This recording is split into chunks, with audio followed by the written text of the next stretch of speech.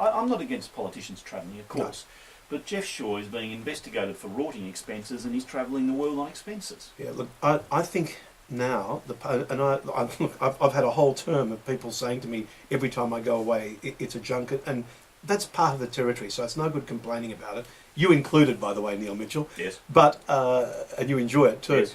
I think it's really now more incumbent than ever that when you do travel, you have to demonstrate that you've brought something back. You have to show value for money. If you can do that, then people, I think, well, that's fair enough. If you're promoting Melbourne or you're learning something about the city, these days I also think here's a test that I apply.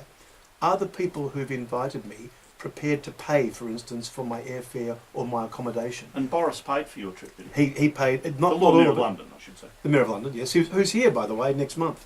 Are we paying for that? No, I think the Writers' Festival are paying for it. He's doing one speech for the Writers' Festival. Anyway, not all of it, but the most part of it, yes, they paid for my airfare and for some of my accommodation.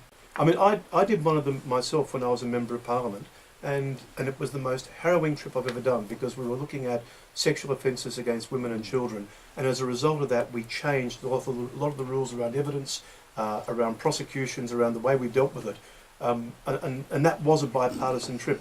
I think even that though, people think, oh yeah, but they're all in it together, it doesn't really matter, they're scratching each other's back.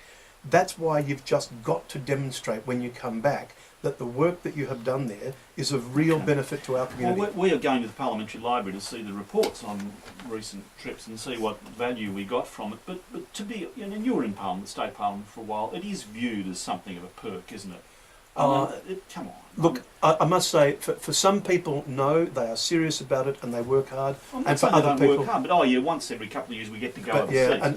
But I think, look, for other people, they in the past they have given those trips a bad name. I've got no doubt about that, and that's really regrettable. But Parliament's like anything else. It's like every other part of the community.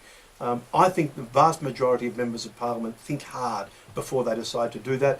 Because after all, they're answerable to their constituencies when they come back as well, not just for the work they've done, but whether they're going to represent that constituency after the next election. Well, should Jeff Shaw be there? Well, I'm not going to make a judgment on him, but look, as I say, number one, you've got to make sure the trip's worthwhile. Number two, you've got to work hard while you're there. Number three, you've got to bring back something that demonstrates its value for money for the public whose money you're spending. And number four, make sure you're not under investigation for rorting expenses. That would be helpful. Oh, you agree? I'm just making a comment.